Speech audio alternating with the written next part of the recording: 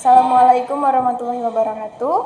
Perkenalkan, nama saya Dwi Anjiswati dan rekan saya Melinda Putri dari kelompok 10 ingin memaparkan materi dari kelompok 5 yang berjudul fakta, konsep, dan generalisasi. Pertama, saya akan menjelaskan fakta. Fakta adalah suatu hal, keadaan, atau peristiwa yang merupakan kenyataan dan dapat dibuktikan kebenarannya.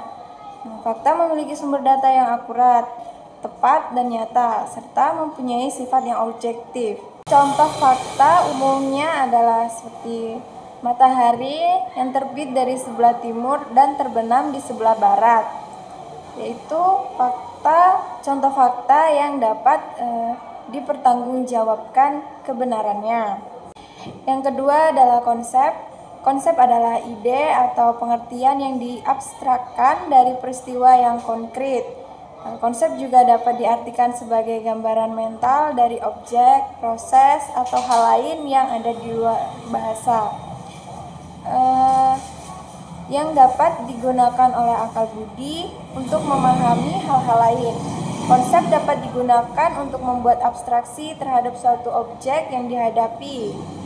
Konsep juga dapat dianggap sebagai bagian dari pengetahuan yang dibangun dari berbagai macam karakteristik. Contoh dari konsep adalah ide atau pengertian diabstrakkan dari peristiwa konkret seperti rumah yang mewakili bangunan untuk tempat tinggal. Konsep juga dapat mewakili sebuah objek dengan ciri-ciri yang sama seperti masjid, gereja, dan kuil yang memiliki ciri-ciri dan fungsi yang sama, yaitu sebagai tempat ibadah. Di materi selanjutnya dijelaskan oleh rekan saya, yaitu Melinda Putri. Pengertian generalisasi. Generalisasi merupakan sebuah pernyataan tentang hubungan antara konsep kebenaran. Suatu generalisasi ditentukan oleh rujukan pembuktian. Maksudnya generalisasi merupakan pengambilan kesimpulan secara umum yang didapatkan dari konsep-konsep yang didukung oleh fakta yang ada. Selanjutnya, fakta dalam IPS. Fakta merupakan salah satu materi yang dikaji dalam materi IPS. Fakta memberikan pembuktian terhadap kebenaran. Informasi fakta yang ada akan saling berkaitan, yang akan membentuk suatu konsep karena fakta merupakan titik awal membentuk suatu konsep.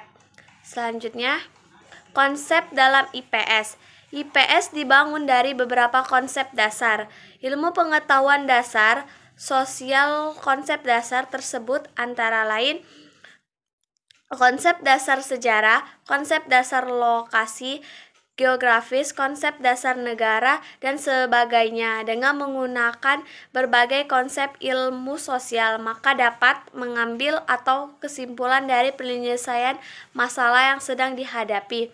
Hal ini tidak akan terlepas dari proses generalisasi.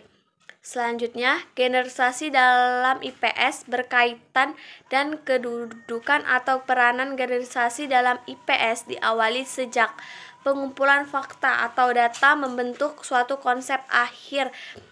Membuat suatu generalisasi, maka dari fakta konsep generalisasi merupakan suatu rangkaian keseluruhan sistem yang satu sama lain tidak dapat dipisahkan dalam bentuk teori ilmu pengetahuan termasuk IPS. Terima kasih.